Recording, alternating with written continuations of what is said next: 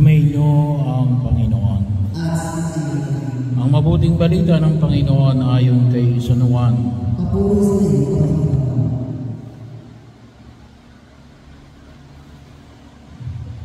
Noong panahon yung hinanap ni Felipe si Nathaniel at sinabi nito, natagpuan namin si Jesus na taga Nazaret, ang anak ni Jose. Siya ang tinutukoy ni Moises sa kanyang sinulat sa kautusan at gayon din ang mga propeta.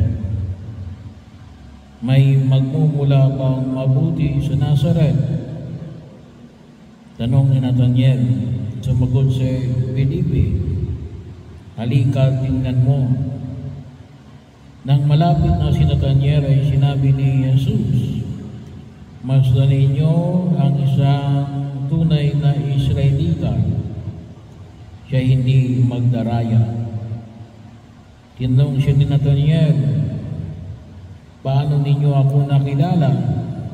Sumagot si Jesus, bago ka pa tawagin ni Felipe, nakita na kita nang ikaw ay nasa ilalim ng puno ng higos. Rabbi, kayo po ang anak ng Diyos. Kayo ang hari ng Israel. Wika ni Nathaniel. Sinabi ni Jesus, nananampalataya ka ba dahil sinabi ko sa iyong nakita kita sa ilalim ng puno ng higos? Makakita ka ng mga bagay na higit kaysa rito.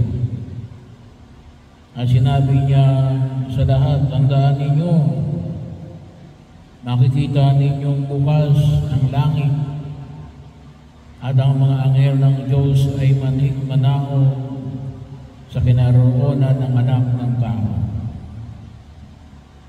Ang mabuting balita ng Panginoon.